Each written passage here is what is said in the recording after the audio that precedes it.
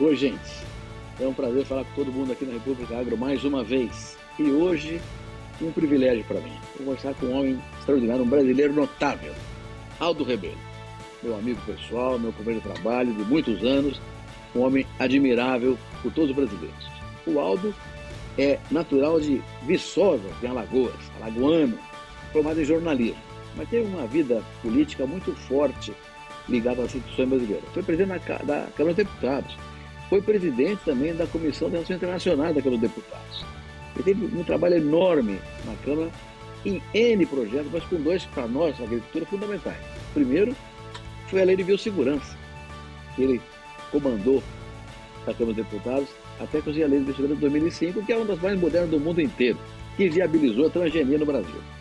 E mais do que isso, ele coordenou toda a discussão para o Código Florestal, uma das leis mais rígidas e rigorosas do mundo inteiro e que tem uma capacidade que ele teve de fazer isso aí, juntando contrários em todo o país, em centenas de audiências, como vamos conversar com ele aqui agora. Mas o Aldo, além dessa visão na área legislativa, ele tem uma grande experiência na área executiva. Ele foi o ministro da Coordenação Política e Instituições Intergovernamentais. Foi ministro da Defesa. Foi ministro do Esporte. Ministro da Ciência e Tecnologia. Então tem uma visão muito abrangente na área federal e ainda foi secretário da Casa Civil do governo paulista. Então tem uma visão realmente que poucos brasileiros conseguiram montar uma estratégia dessa. E é autor de vários livros interessantes sobre a economia brasileira, sobre a política brasileira, o último dos quais, chamado O Quinto Movimento, que é um projeto de governo brasileiro. O Aldo é um intelectual, pragmático e político, portanto. Aldo Rebelo, meu amigo, prazer te receber aqui na República Agro. Bem-vindo. Muito obrigado, meu prezado amigo e ministro Roberto Rodrigues. É uma alegria reencontrá-lo agora nesse seu programa. Nos vimos recentemente lá na AgriShow em Ribeirão Preto. Viu? Muito obrigado pelas suas referências. São referências generosas de um grande amigo que eu tenho em São Paulo e no Brasil e com quem tive a honra de trabalhar em coisas importantes para o nosso país. Entre eles, esses dois projetos. O da Lei de Biossegurança, que liberou pesquisa com célula-tronco, comercialização, pesquisa e produção de organismos geneticamente modificados, o que foi um avanço para o Brasil, e o Código Florestal, que esse ano completa seu 10º aniversário e que também foi uma legislação muito discutida e muito importante. Um abraço mais uma vez. Obrigado, Aldo. Muito bem-vindo aqui à República Agro. Vamos falar do Código Florestal, desses 10 anos do Código Florestal. Foi um trabalho extraordinário, prévio à aprovação da lei, e a lei entrou em vigor há 10 anos atrás.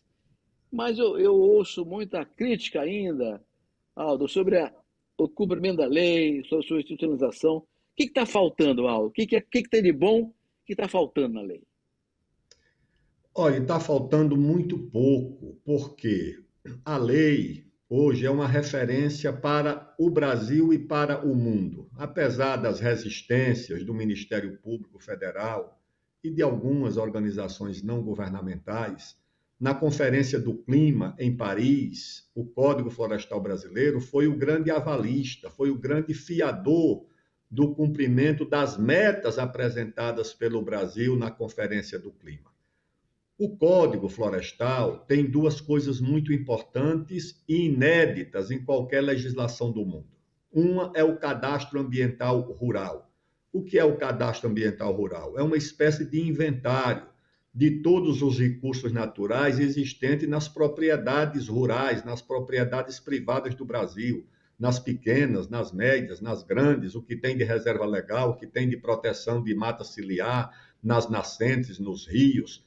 Tudo isso é declarado nesse Cadastro Ambiental Rural, que é provado por satélite. O agricultor tem que apresentar ao órgão estadual esse inventário e, se ele for devedor, se ele estiver devendo a área de reserva legal, se ele estiver devendo a área de proteção de mata ciliar, por exemplo, de proteção permanente, ele tem a obrigação de recompor essas áreas. E aí ele entra em outra figura do Código, que é o cadastro, o Programa de Regularização Ambiental, que é o PRA. Com esse programa, ele vai ter um prazo para cumprir, é como um imposto de renda. Você declara o que tem, a Receita vai dizer se você é devedor e vai te dar um prazo para você completar a sua dívida tributária com o governo federal, seja pessoa física ou pessoa jurídica. Qual é o problema do Código? O problema do Código, meu prezado ministro Roberto Rodrigues, é que nas áreas mais pobres do país, principalmente no Nordeste, onde mais de 60% das propriedades têm menos de 5 hectares, são propriedades de baixa inversão de capital, de baixa tecnologia. Esses agricultores não têm os meios para fazer o cadastro. Muitos deles eu conheço, eu ando pelo Brasil inteiro. Muitos deles, meu prezado Roberto Rodrigues, nem sabem que existe o cadastro ambiental rural. Eles não têm acesso à informação, eles não têm computador em casa. Então, é preciso que o Estado, que as instituições apoiem, ajudem no trabalho de extensão rural, pegar os meninos das escolas de agronomia, das escolas técnicas federais, mandarem percorrer essas propriedades para ajudar. E a outra coisa é o dinheiro para pagar, porque você tem que contratar alguém para dar um RT para você fazer o seu cadastro ambiental rural. Então, a deficiência é essa: os médios e os grandes todos já estão cadastrados.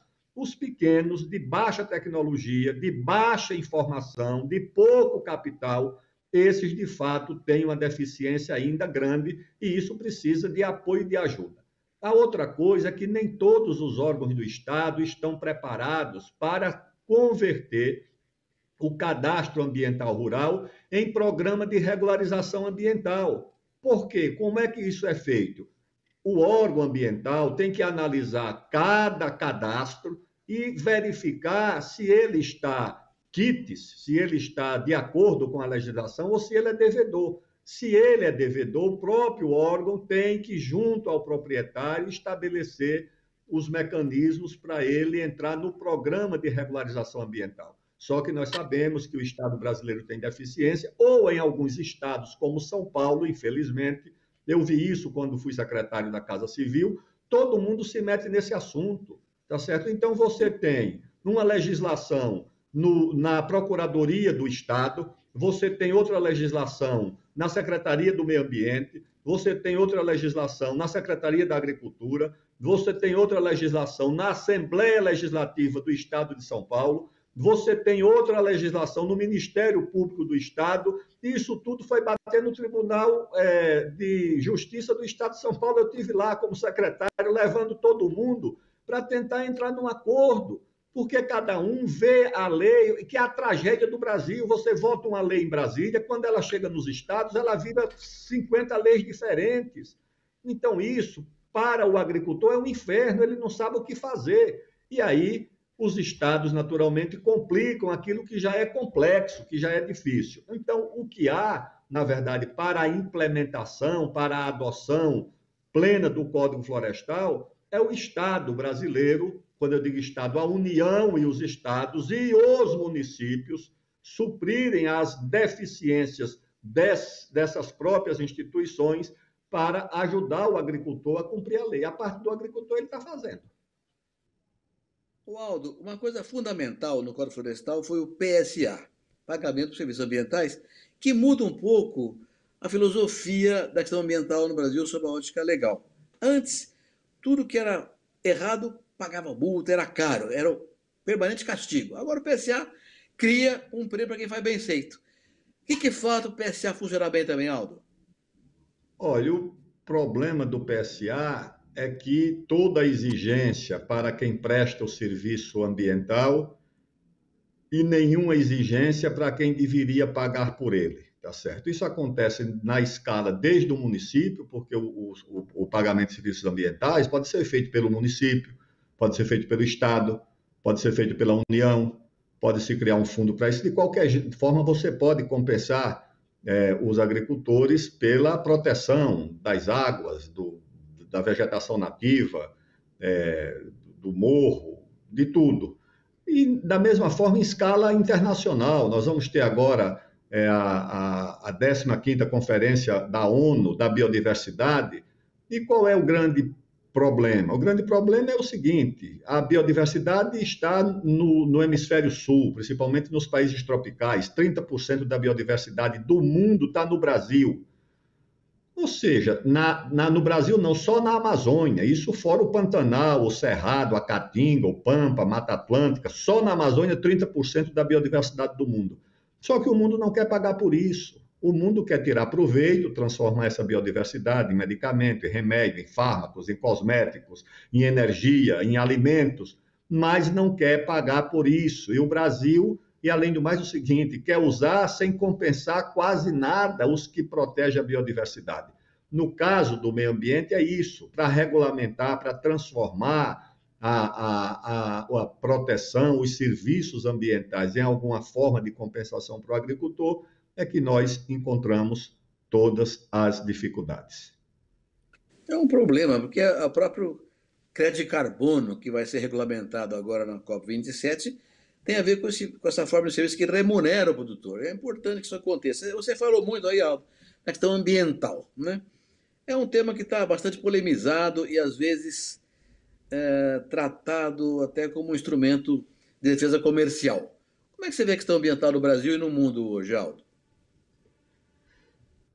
Meu prezado Roberto Rodrigues, a questão ambiental é uma encruzilhada de todo tipo de interesse que você imaginar, dos mais generosos, dos mais humanitários, dos mais legítimos, aos interesses comerciais, geopolíticos, como todos esses temas universais, democracia, direitos humanos. Em nome da democracia, você instala até ditadura no mundo, em nome da democracia.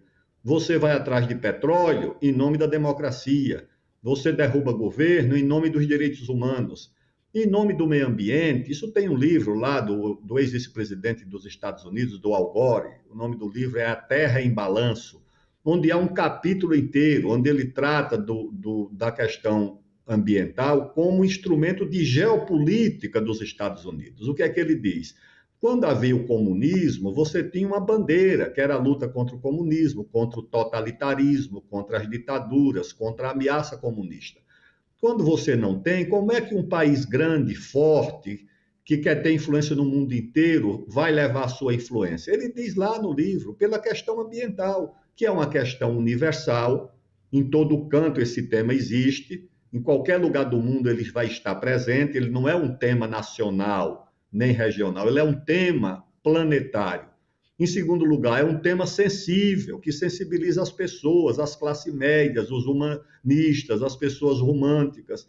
E, ao mesmo tempo, você pode usar isso pelos seus interesses comerciais, jogando, por exemplo, sobre o Brasil um tributo em forma de legislação ambiental para reduzir a competitividade da nossa agricultura, da nossa pecuária, da nossa produção de grãos e proteínas vis-à-vis uma agricultura de países fortes, mas que são agriculturas fracas, que precisam de subsídio.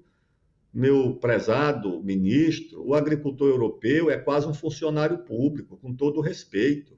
Aquela agricultura é quase uma agricultura estatizada. A americana vai no mesmo caminho. Tire o subsídio do agricultor europeu e do americano, que ele não consegue competir no mundo. Então, ele ganha do Estado grande subsídio do Tesouro para produzir e competir. Então, o Brasil cria um problema para eles. Por quê? Porque o Brasil reduz o mercado deles, o Brasil reduz o preço desses produtos porque tem competitividade, e o Brasil obriga o Tesouro desses países a aumentar subsídio. Isso vira uma guerra. Se mistura com o meio ambiente, traz essa questão da Amazônia para aqui, mistura o que há de verdadeiro com o que há de interesses comerciais, e o Brasil tem que ter muita competência, tem que saber explicar a nossa agricultura e a Amazônia para o mundo. Não adianta confronto, tem que ter eficiência, diplomacia. No Brasil teria que fazer um inventário anual de tudo que tem de proteção do meio ambiente na Amazônia, de floresta, de rios, de águas. Chama, inclusive, a universidade estrangeira, vem aqui, vamos fazer esse inventário, levantamento, um anuário, que você renovasse claro, sem ser acaciano, todo ano. Você faz esse inventário e mostra para o mundo, olha o que nós estamos protegendo, de água, de rio, de floresta, de tudo. E você exige que tenha também um inventário mundial, para poder a gente colocar o que nós temos ao lado do que os outros têm. Porque senão vem o europeu exigir que o Brasil proteja a sua biodiversidade, o que nós vamos fazer e devemos fazer, e ele não tem biodiversidade nenhuma, tá certo? Então ele tem que ter alguma coisa também, ou então compense quem tem, por favor.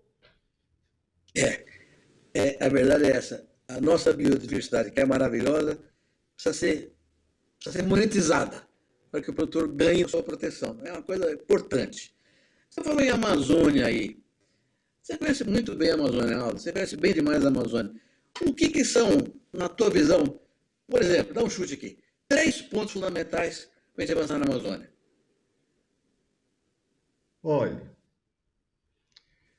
em primeiro lugar, a soberania do Brasil sobre a Amazônia. Um dia desse, no Conselho de Segurança da ONU, quiseram votar uma resolução proposta pela Irlanda. Vê só como as coisas funcionam na geopolítica do mundo. Era uma resolução proposta pela Irlanda, dizendo que o tema de meio ambiente e o tema de aquecimento global passariam a ser tema na ONU de segurança internacional. Pois bem, essa resolução foi apoiada pelos Estados Unidos, pela Alemanha, França, Inglaterra. 12 países do Conselho de Segurança aprovaram e foi vetada pela Rússia, pela China e pela Índia. O Brasil ainda não fazia parte do Conselho de Segurança. Qual foi o problema? É que o segundo passo ia ser um constrangimento grande para o Brasil. Porque se o meio ambiente e a questão do clima fossem considerados tema de segurança internacional, e a Amazônia, no momento seguinte, fosse considerada muito importante para o clima e o meio ambiente, o próximo passo era tornar a Amazônia uma questão de segurança internacional. E veja o problema que ia criar para o Brasil. A ONU ia querer legislar sobre a Amazônia. Então, o primeiro ponto é a soberania do Brasil é inegociável sobre a Amazônia. Essa é a primeira questão. A segunda questão é que nós precisamos garantir o desenvolvimento da Amazônia. Nós temos 23 milhões de brasileiros, a Amazônia não tem infraestrutura nenhuma, não tem rodovia, não tem ferrovia, suas capitais não são ligadas sequer uma às outras, não tem infovias, 80% dos municípios do estado mais desenvolvido da Amazônia, que é o Pará, não tem internet, não tem acesso à rede de computadores, isso é um absurdo. Precisa desenvolver a sua indústria, a sua agricultura, a sua pecuária, a sua infraestrutura, os serviços. Nós temos a região mais rica do país e, ao mesmo tempo, com maior índice de analfabetismo, de doenças infecciosas. Não pode, de escola que não tem água nem tem luz. Eu vi isso na Amazônia, na beira do rio Purus, a 30 metros do rio, a escola não tem água encanada e nem tem luz elétrica, meu prezado. Não pode isso. Esse é o segundo ponto, o direito da Amazônia ao desenvolvimento. O terceiro ponto é o direito das populações indígenas a terem apoio e assistência do Estado para não ficarem reféns de ONGs internacionais que não estão interessadas nem nos índios, nem no Brasil, têm outros interesses. Então, o Estado tem que assumir que os índios têm que ter luz elétrica, água encanada, escola, saúde. Esse é o terceiro ponto. E o quarto ponto é a proteção dos rios, das florestas, da biodiversidade, com o inventário que se faça. O governo brasileiro, com universidades, pode até convidar universidades do exterior, da Inglaterra, dos Estados Unidos, de onde for, com as universidades brasileiras, com as universidades da Amazônia, e com o Estado brasileiro faz um inventário todo ano e diz, olha, nós temos isso, e tomar medidas para reprimir os crimes ilícitos, para reprimir o desmatamento ilegal, reprimir as queimadas ilegais, que são rarefeitas, tá certo? Não é o que predomina, não, mas tem que fazer isso. Se nós fizermos isso, eu acho que nós nos aproximamos, sim, de uma solução adequada desse desafio chamado Amazônia, que o Brasil pouco conhece. Vem aqui na mídia de São Paulo, quando eles querem discutir sobre a Amazônia, eles não vão procurar alguém que conheça a Amazônia, vão procurar uma ONG aqui no escritório, que tem uma sede na Holanda e um escritório em São Paulo, não. tem que conhecer melhor a Amazônia. E a Amazônia tem que ser explicada para o Brasil e para o mundo. E o tema fundiário, Aldo, é um problema na Amazônia também? Ou você falar que a questão fundiária tem que ser resolvida? Tem um problema fundiário, que é a necessidade da regularização. O governo brasileiro assentou na Amazônia pelo menos 500 mil famílias de sem terra. São grandes assentamentos. Quando precisou construir Itaipu, desalojou aquelas pessoas, colocou dentro de ônibus e levou para a Amazônia. Nos anos 70, quando aquelas perimetrais estavam sendo construídas e o governo militar queria a presença demográfica na Amazônia, porque sem ocupação demográfica você não é dono do território, tá certo? Qualquer aventureiro pode reivindicar. Então levou muita gente. Tinha um lema que era homens sem terra para uma terra sem homens, tá certo? Ou para integrar, para não entregar. Eu lembro disso. E aí foram paulistas, gaúchos, paranaenses, catarinenses, capixabas, nordestinos, afluíram todo para a Amazônia. E chegou lá, o Estado brasileiro simplesmente abandonou essas pessoas. Elas tiveram que construir as suas escolas, fazer as suas estradas, botar luz elétrica. Quando o Estado apareceu, era um helicóptero do IBAMA e da Polícia Federal para tratá-los como criminosos. Eu vi isso de perto. Essas pessoas amarguradas, muitos morreram de malária. Até hoje as suas propriedades não foram regularizadas. E quando vão regularizar, meia dúzia de ONG e de jornalistas desinformados diz que é para proteger a grilagem. Meu amigo, a grilagem não quer legalização nenhuma. A grilagem não quer a legalidade. Quem quer a legalidade é quem tem alguma coisa legal para apresentar.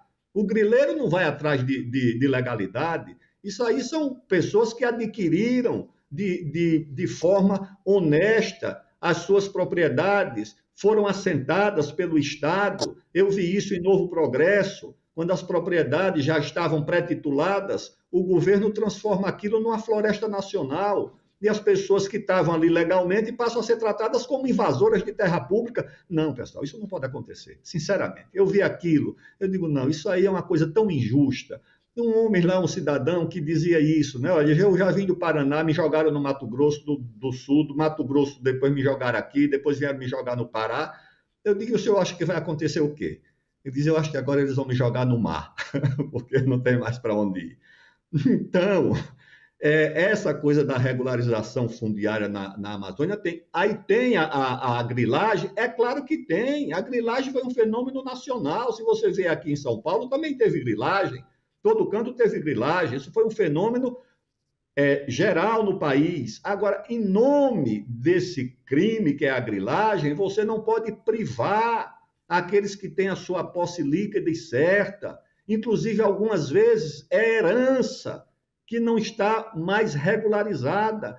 É isso que precisa ser feito na Amazônia, a regularização, para que o proprietário tenha acesso ao crédito, à extensão rural, sua propriedade se torne um ativo, que ele possa fazer dela uma garantia para um crédito. Essas coisas que as pessoas buscam. Mas tudo isso é tratado aqui na mídia de São Paulo como se fosse a PEC ou a MP ou a lei da grilagem. Eu acho isso muito errado, uma desinformação completa. Separe a grilagem do proprietário que quer ter a sua atividade legalizada.